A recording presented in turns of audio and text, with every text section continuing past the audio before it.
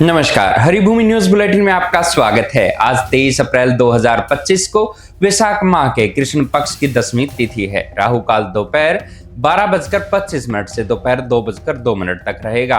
हरियाणा में आज मौसम खुश्क रहेगा। दिन के तापमान में बढ़ोतरी देखी जा सकती है। कुछ इलाकों में गर्म हवाओं के झोंके परेशान कर सकते हैं। अब नजर डालते हैं आज की प्रमुख हेडलाइंस पर। जम्मू कश्मीर के पहलगांव में आतंकवादियों ने 26 पर्यटकों को गोली से भून डाला। नाम पूछकर सर में मारी गोली। पुलवामा के बाद सबसे बड़ा आतंकी हमला। पंजाब में केंद्रीय गृह मंत्री अमित शाह की हत्या की साजिश का खुलासा। खालिस्तान समर्थक और सांसद अमृतपाल के 2 समर्थक गिरफ्तार। 2 और बड़े नेता निशाने पर। यूपीएससी के टॉप 5 में से 3 लड़कियों ने मारी बाजी। यूपी की शक्ति दुबे पहले तो हरियाणा की हर्षिता गोयल दूसरे स्थान पर रही। हरियाणा के 20 युवाओं का चयन हुआ। पहली बार सोना पहुंचा 1 लाख के पार। अभी और तेजी की उम्मीद। बाबा रामदेव को सरबत जिहाद बोलने पर दिल्ली हाई कोर्ट ने लगाई कड़ी फटकार। हटाने होंगे हेट स्पीच से जुड़े सभी वीडियो। मध्य प्रदेश, हरियाणा और राजस्थान समेत 7 राज्यों में हीट वेव का अलर्ट। महाराष्ट्र का चंद्रपुर 45.6 डिग्री के साथ देश का सबसे गर्म जिला रहा। महाराष्ट्र में अब विद्यार्थियों को हिंदी पढ़नी नहीं होगी अनिवार्य। सरकार ने 6 दिन में ही वापस लिया फैसला। भाजपा सांसद निशिकांत दुबे के खिलाफ सुप्रीम कोर्ट अगले सप्ताह करेगा सुनवाई। चीफ जस्टिस के खिलाफ की थी टिप्पणी। सऊदी अरब में मोदी को 21 तोपों की सलामी। प्रिंस सलमान से फ्री ट्रेड एग्रीमेंट पर हो सकती है बात। अमेरिकी उपराष्ट्रपति वेंस ने जयपुर के बिजनेस समिट में कहा, मोदी सबसे बड़े नेगोशिएटर। वेंस आमेर का किला भी घूमने गए। अमेरिका की हार्वर्ड यूनिवर्सिटी ने राष्ट्रपति डोनाल्ड ट्रंप के प्रशासन के खिलाफ किया केस। 2.2 अरब डॉलर की फंडिंग रोकी थी। हरियाणा के सीएम नायब सिंह सैनी ने किसान हित में लिया बड़ा फैसला। बिना चकबंदी के गाँव में ऑफलाइन होगी फसल की खरीद। हरियाणा में होगी बम्पर भर्ती। आंगनवाड़ी वर्कर और हेल्पर के 7,000 पदों पर भर्ती को मंजूरी मिली। मंत्री महिपाल टांडा को हाई कोर्ट से लगा बड़ा झटका। एससी करवाया था सस्पेंड, कोर्ट ने किया बहाल। अब खबरें विस्तार से। जम्मू कश्मीर के पहलगांव के बेसरन घाटी मंगलवार दोपहर बड़े आतंकवादी हमले से दहल गई। आतंकवादियों ने ताबड़तोड़ फायरिंग की, जिसमें 26 पर्यटकों की मौत हो गई। इनमें 2 विदेशी पर्यटक भी शामिल है।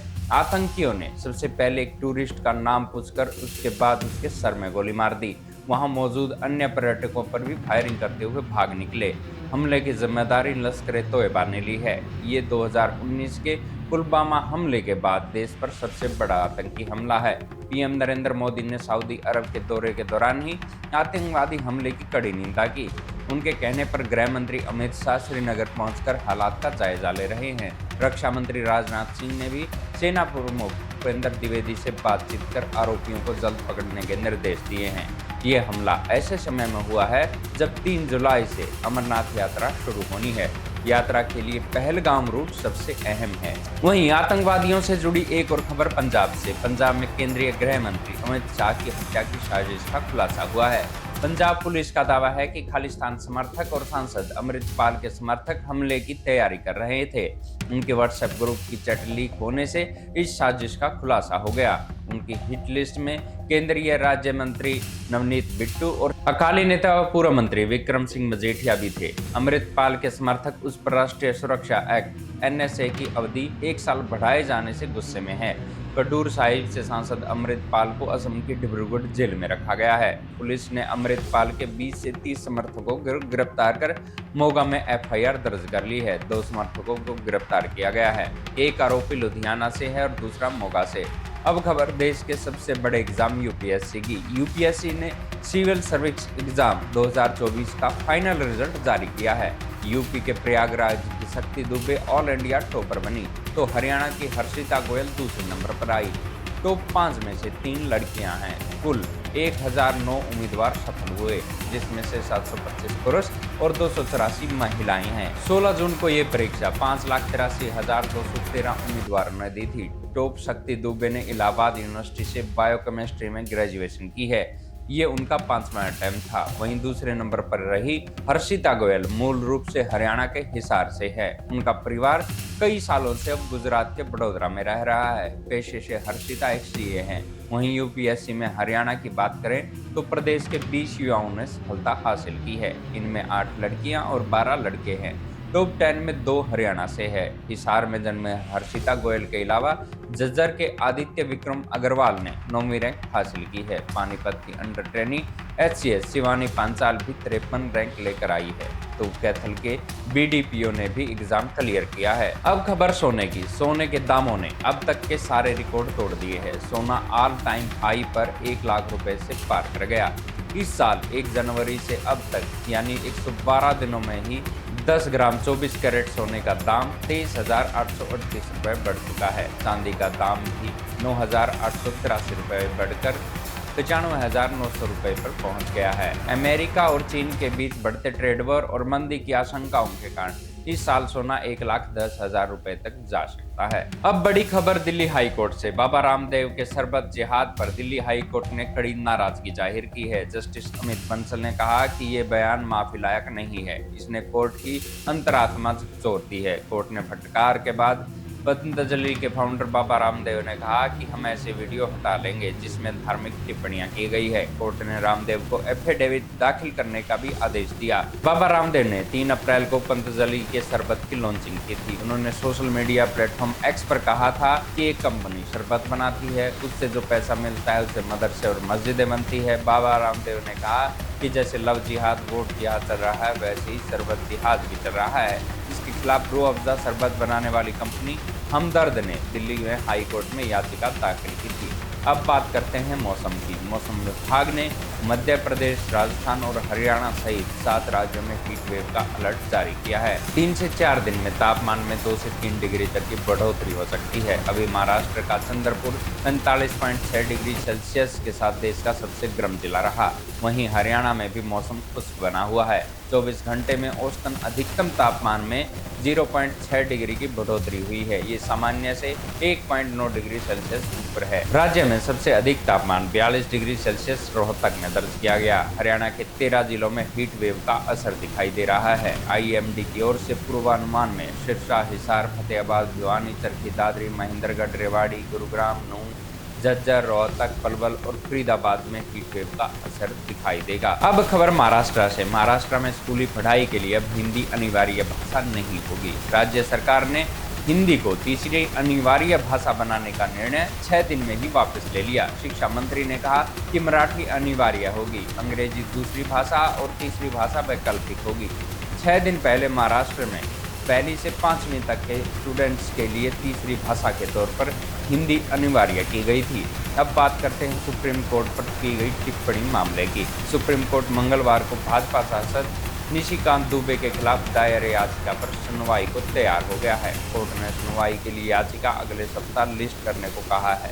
याचिका में सुप्रीम कोर्ट और चीफ जस्टिस के खिलाफ दिए भाजपा सांसद के बयान सोशल मीडिया प्लेटफॉर्म से हटाने की मांग की गई है। भाजपा सांसद निशिकांत दुबे ने 19 अप्रैल को कहा था कि देश में गृह युद्ध के लिए CGI संजीव खन्ना और धार्मिक युद्ध भड़काने के लिए सुप्रीम कोर्ट जिम्मेदार है। दुबे सुप्रीम कोर्ट के राष्ट्रपति के विधेयकों पर फैसला लेने के लिए समय सीमा तय करने के फैसले की बात कर रहे थे। सुप्रीम कोर्ट ने 8 अप्रैल को आदेश दिया था कि किसी बिल पर राष्ट्रपति को 3 महीने के भीतर फैसला लेना होगा।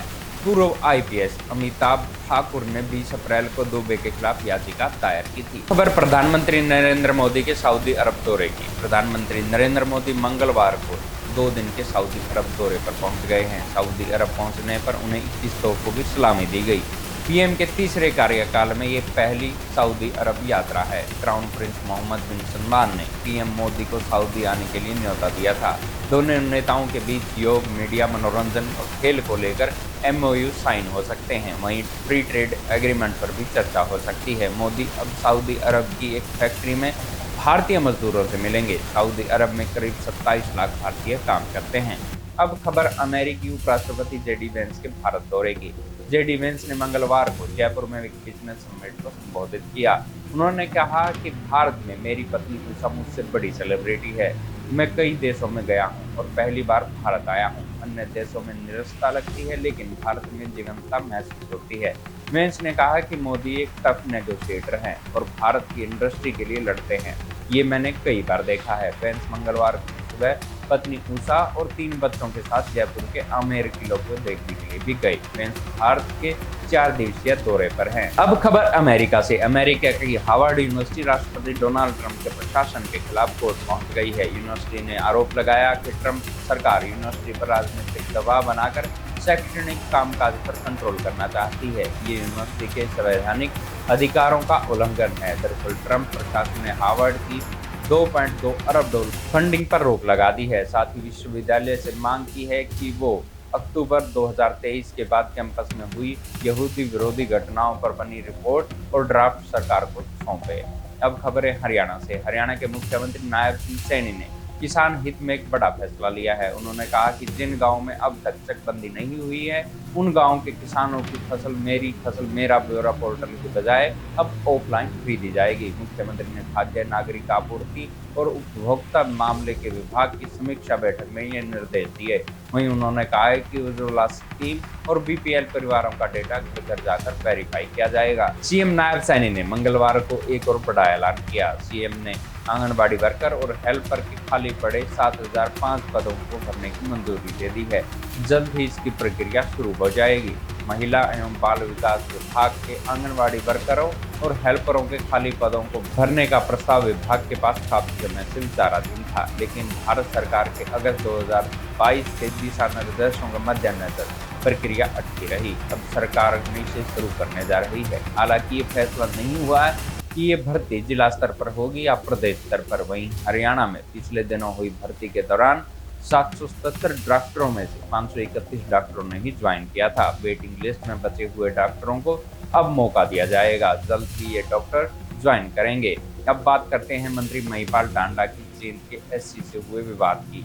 हाई कोर्ट ने मंत्री टांडा और अनिल विज को बड़ा झटका दिया है। हाई कोर्ट ने मंत्री का फोन न उठाने के मामले पर एससी हरिदत्त के सस्पेंशन के आदेश को रद्द कर दिया है। टाटा की शिकायत पर ऊर्जा मंत्री अनिल विज ने एससी को सस्पेंड कर दिया था। हाई कोर्ट ने अपने फैसले में सस्पेंशन का कारण न बताने को आधार बनाया है। हाई कोर्ट ने कहा कारण के साथ सरकार चाहे तो इस मामले में नए आदेश दे सकती है। शिक्षा मंत्री महिपाल टांडा जींद में जिला परिवेदना समिति के अध्यक्ष हैं। पिछले सप्ताह जींद दौरे पर किसानों की समस्याएं होने पर उन्होंने एससी हरिदत्त को फोन किया था, लेकिन एससी ने फोन नहीं उठाया था।